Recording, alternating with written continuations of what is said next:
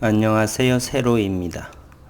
10월의 마지막 장, 한 주의 마지막 장, 10월 30일 라파스 종목을 기술적인 분석 그리고 시장 동향을 함께 들여다보겠습니다. 오늘 코스피와 코스닥은 폭락이 나왔죠.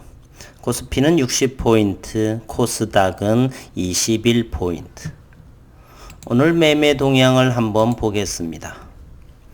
거래소에서 외국인은 1조 원을 매도하고 기관은 4,500억을 순매도하고 개인들만 1조 4,100억에 해당하는 코스피의 종목을 순매수했습니다. 코스닥은 외국인은 3,000억, 기관은 1,000억, 개인들만 4,000억을 코스닥에서 순매수를 보였습니다. 역시 동학개미들입니다. 라파스는 기술적인 분석으로 어제의 큰 폭의 상승을 보였던 모습을 하고요. 오늘은 4%에 하락한 19,000원의 종가를 마무리 지었고 거래량은 크게 나오지는 않았습니다. 67,000주가 나왔습니다.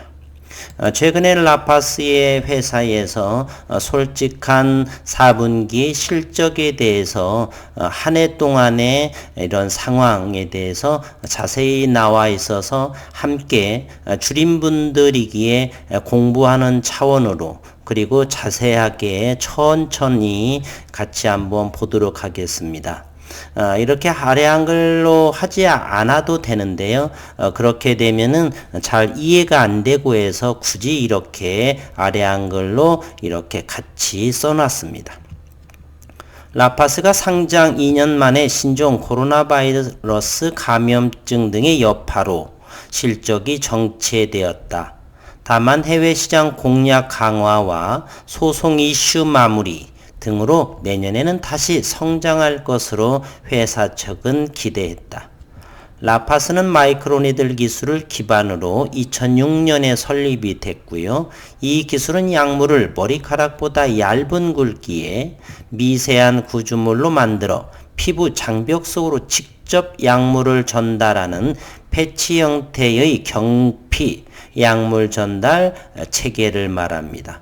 주사를 놓는데 붙이기만 하면 되는 거죠. 주사 바늘로 꽂아서 하는 게 아니고 대부분의 매출은 마이크로니들을 활용한 화장품 관련 제품에서 발생을 합니다.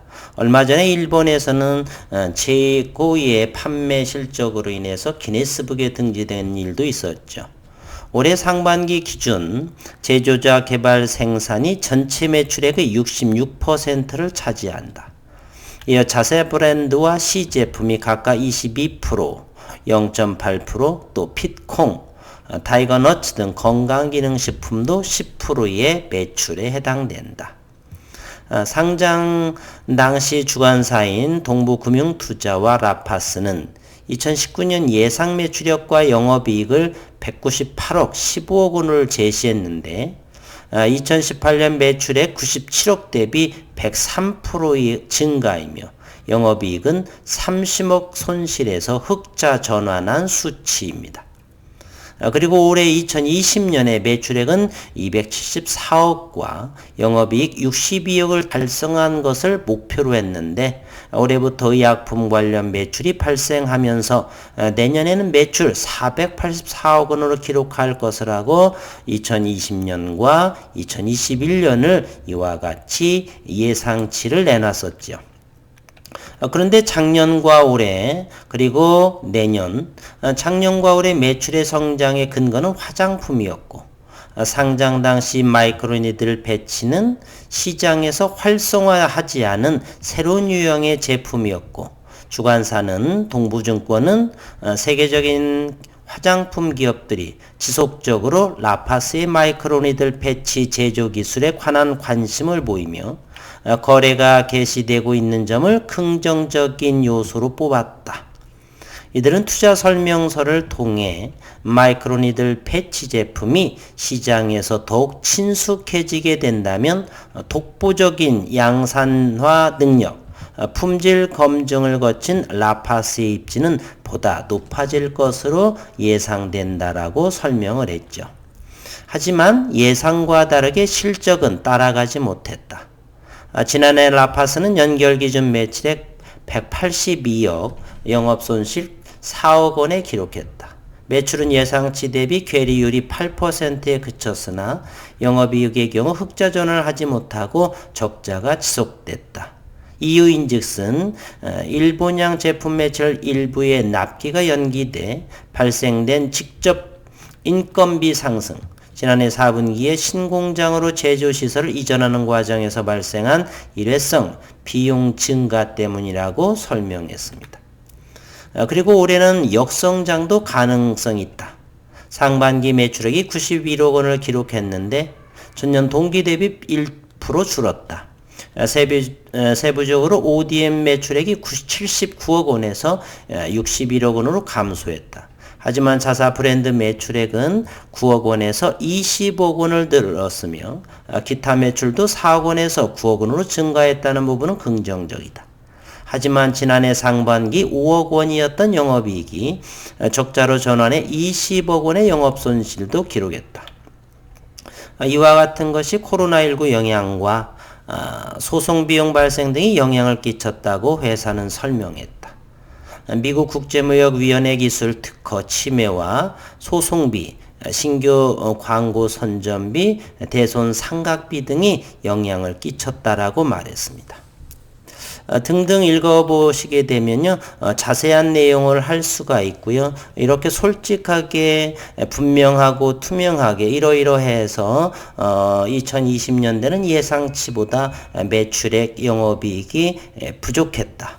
다만 2021년도에 코로나가 의미 있는 수치로 안정이 되고 그렇게 되면은 큰 성장을 할 수 있겠다라고 언급을 했습니다. 솔직하게 이렇게 회사에서 주주들과 소통을 한다라고 한다면 어제는 좋은 모습도 나왔었죠.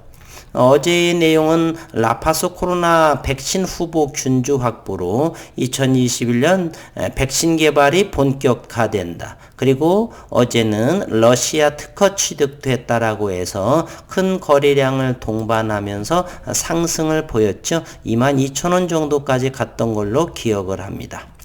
어쨌든 4분기에 현 시장에서도 별로 좋지 않고요. 관망한 상태로 21년을 준비하는 것이 옳지 않나 생각을 합니다. 따라서 기업의 훼손 가치라기보다는 현재로서는 수급, 그리고 글로벌 장세는 현재 코로나의 확진, 미대선의 어수선함, 연말 여러 가지로 인한 것이지 기업에서는 큰 문제보다는 일단 코로나 때문에 매출은 감소하고 있다. 기업에서는 아직은 이상은 있는 것이죠. 매출이 감소하고 있으니까. 그래서 2021년도를 준비하는 것이 옳다라고 생각을 합니다. 24,300원부터 제가 영상을 하고 평단가를 줄여서 아직도 저는 22,000원 선 이상에 있는데 아직은 손실이 제법 많이 나오고 있습니다.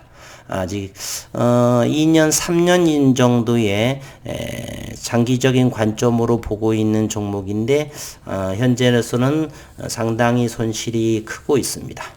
다른 분들도 그러실 거라고 보고요. 제가 6월 정도부터를 했으니까 24,300원부터 했습니다. 그래서 조금 샀고 저점마다 떨어질 때마다 좀 산 것이 평단가가 22,000원대 됐는데 6월 초 제가 이거는 한 7월 정도부터 한 것 같습니다. 6월 때 38,000원까지 진행했던 이곳에 물리신 분들은 상당히 손절하신 분도 계시겠지만 아직까지 보유하신 분들은 상당한 고통의 시간이 진행될 것도 같습니다. 위로의 말씀을 드리고요. 오늘 월봉을 보게 되면 기술적으로는 상당히 바닥권에 위치한 것은 사실입니다.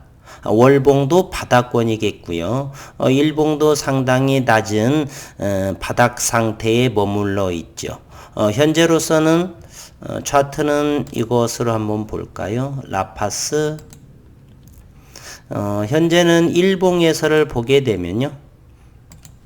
18,000원 정도가 최근에 가장 저점을 형성하고 있습니다.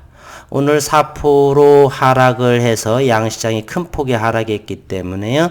19,000원을 유지하고 있는데 관망하는 자세로 당분간은 지켜봐야 할 것 같습니다. 힘든 장입니다.